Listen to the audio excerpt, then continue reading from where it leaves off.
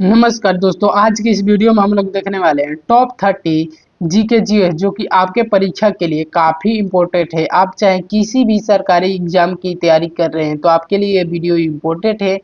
तो आप लोग वीडियो को पूरी तरह से देखिएगा।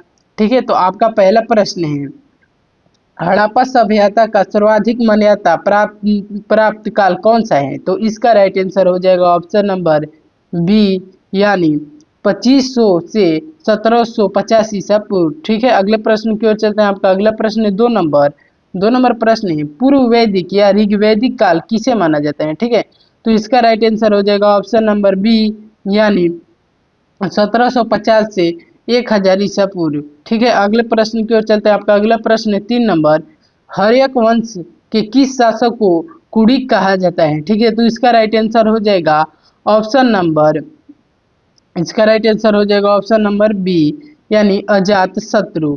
ठीक है, अगले प्रश्न की ओर चलते हैं। आपका अगला प्रश्न है 4 नंबर प्रश्न कह रहा है, पूर्व मध्य काल को भारतीय इतिहास में किस रूप में जाना जाता है? ठीक है, तो इसका राइट आंसर हो जाएगा ऑप्शन नंबर ए, यानी राजपूत युग के नाम से जाना जाता है। ठीक है, अगले प्रश्न की ओर चलते हैं। आपका अगला प्रश्न है 5 नंबर प्रश्न कह रहा है, 5 नंबर प्रश्न है, रोहिल प्रशासित के रचयिता रविकृति की चालुक्य शासक के दरबार की कवि कौन थे? ठीक है, तो इसको ऑप्शन को भी देख लेते हैं। ऑप्शन है आपका, हाँ, तो इसका 4 ऑप्शन है, तो इसका राइट आंसर हो जाएगा ऑप्शन नंबर बी, यानी पुलकेशिन टू। ठीक है, पुलकेशिन टू हो जाएगा। अगले प्रश्न की ओर चलते हैं। आपका अगला प्रश्न है 6 नंबर, गजनवी का वह प्रथम शासक कौन था जिसने सुल्तान की उपाधि धारण की?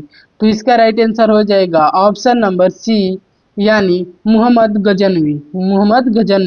ठीक है, अगले प्रश्न की ओर चलते हैं। आपका अगला प्रश्न है 7 नंबर प्रश्न है, विजयनगर साम्राज्य की स्थापना कब हुई थी?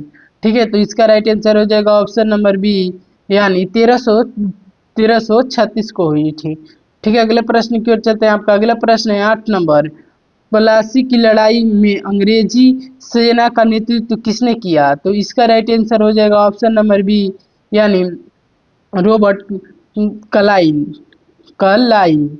ठीक है, रॉबर्ट क्लाइव हो जाएगा। अगले प्रश्न की ओर चलते हैं। 9 नंबर प्रश्न है, अंग्रेजी शासन का सबसे अधिक प्रभाव किस क्षेत्र पर पड़ा? तो इसका राइट आंसर हो जाएगा ऑप्शन नंबर सी, यानी शिक्षा पर पड़ा था।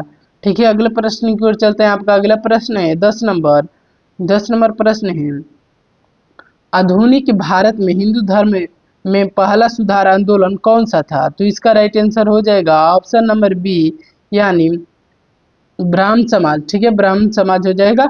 अगले प्रश्न की ओर चलते हैं। आपका अगला प्रश्न है 11 नंबर, ज्योतिबा फुले ने निम्नलिखित में से किसकी स्थापना की थी? ठीक है, तो इसका राइट आंसर हो जाएगा ऑप्शन नंबर बी, यानी सत्यशोधक समाज की। ठीक है, सत्यशोधक समाज की। अगले प्रश्न की ओर चलते हैं। आपका अगला प्रश्न है 12 नंबर प्रश्न है, 1857 का विद्रोह कहाँ से प्रारंभ हुआ था? तो इसका राइट आंसर हो जाएगा ऑप्शन नंबर बी, यानी मेरठ से हुआ था। ठीक है, अगले प्रश्न की ओर चलते हैं। आपका अगला प्रश्न है 13 नंबर, 1932 के पूना समझौता में किस बात का प्रावधान था? किस बात का प्रावधान था? आज आपको बताना है 1932 के पूना समझौता में किस बात का प्रावधान था? तो इसका राइट आंसर हो जाएगा ऑप्शन नंबर सी, यानी संयुक्त निर्वाचन एवं आरक्षण का। ठीक है, अगले प्रश्न की ओर चलते हैं। आपका अगला प्रश्न है 14 नंबर प्रश्न है, 1922 में किसने कहा था कि भारतीय संविधान भारतीयों की इच्छा से बनेगा? ठीक है, तो इसका राइट आंसर हो जाएगा ऑप्शन नंबर ए, यानी महात्मा गांधी ने कहे थे। ठीक है, अगले प्रश्न की ओर चलते हैं। आपका अगला प्रश्न 15 नंबर प्रश्न, भारतीय संविधान के किस भाग को उसकी आत्मा कहा जाता है? ठीक है, तो इसका राइट आंसर हो जाएगा ऑप्शन नंबर ए, यानी प्रस्तावना को। ठीक है, प्रस्तावना को कहते हैं। अगले प्रश्न की ओर चलते हैं। आपका भूगोल से प्रश्न है, भूगोल का जनक किसे कहा जाता है? तो इसका राइट आंसर हो जाएगा ऑप्शन नंबर सी, यानी इरेस्ट स्टनीज को कहा जाता है। अगले प्रश्न की ओर चलते हैं। आपका अगला प्रश्न है 17 नंबर, सौर मंडल की खोज किसने की थी? तो इसका राइट आंसर हो जाएगा ऑप्शन नंबर बी, यानी कोपरनिकस। ठीक है, अगले प्रश्न की ओर चलते हैं। आपका अगला प्रश्न है 18 नंबर, पृथ्वी का आंतरिक संरचना जानकारी का प्रमुख स्रोत क्या है? तो इसके ऑप्शन को देख लेते हैं। तो इसका राइट आंसर हो जाएगा ऑप्शन नंबर ए, यानी भूकंपीय तरंगे। ठीक है, अगले प्रश्न की ओर चलते हैं। आपका अगला प्रश्न है 19 नंबर, कार्य का मात्रक क्या होता है? तो इसका राइट आंसर हो जाएगा ऑप्शन नंबर ए, यानी जूल। कार्य का मात्रक जूल होता है। अगले प्रश्न की ओर चलते हैं। आपका अगला प्रश्न है 20 नंबर, 20 नंबर प्रश्न है, वस्तु को गर्म करने पर उसके अणुओं में क्या होता है? ठीक है, मान लीजिए किसी वस्तु को हम गर्म करते हैं तो उसके अणुओं में क्या होता है? ठीक है, तो इसका राइट आंसर हो जाएगा ऑप्शन नंबर सी, यानी तेजी से कंपन करने लगते हैं उसके अणु। ठीक है, अगले प्रश्न की ओर चलते हैं। आपका अगला प्रश्न है 21 नंबर, ध्वनि और प्रकाश तरंगे कैसी होती हैं? ठीक है, तो इसका राइट आंसर हो जाएगा ऑप्शन नंबर सी, यानी ध्वनि अनुदैर्ध्य तरंग और प्रकाश अनुप्रस्थ तरंग होती है। ठीक है, अगले प्रश्न की ओर चलते हैं। आपका अगला प्रश्न है 22 नंबर, कंप्यूटर के विकास में सबसे बड़ा योगदान किसका है? ठीक है, तो इसका राइट आंसर हो जाएगा ऑप्शन नंबर बी, यानी चार्ल्स बेबेज की सबसे बड़ी भूमिका है। चलिए अगले प्रश्न की ओर चलते हैं। आपका अगला प्रश्न है 23 नंबर प्रश्न है, सभी पदार्थ अति सूक्ष्म कणों से मिलकर बने होते हैं, यह सबसे पहले किसने कहा? ठीक है, तो इसका राइट आंसर हो जाएगा ऑप्शन नंबर ए, यानी कणाद ने कहे थे। ठीक है, कणाद कहे थे। अगले प्रश्न की ओर चलते हैं।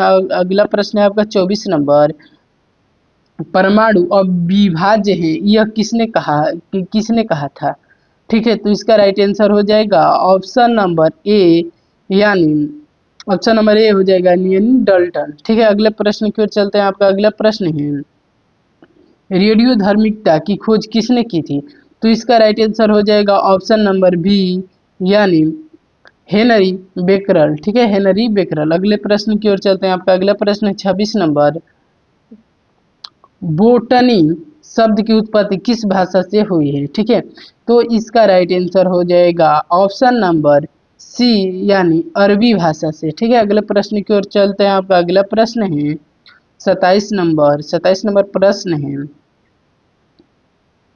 27 नंबर प्रश्न है, वर्गीकी का जनक किसे माना जाता है? ठीक है, तो इसका राइट आंसर हो जाएगा ऑप्शन नंबर बी, यानी केरलस नी केरलस नी सॉरी केरलस लीनियस हो जाएगा। ठीक है, अगले प्रश्न की ओर चलते हैं। आपका अगला प्रश्न है 28 नंबर प्रश्न है, मूलांकर के अतिरिक्त पौधे के किसी भी भाग में से उत्पन्न होने वाली जड़ को क्या कहते हैं? ठीक है, तो इसका राइट आंसर हो जाएगा ऑप्शन नंबर सी, यानी अनुपूरक जड़। ठीक है, अगले प्रश्न की ओर चलते हैं।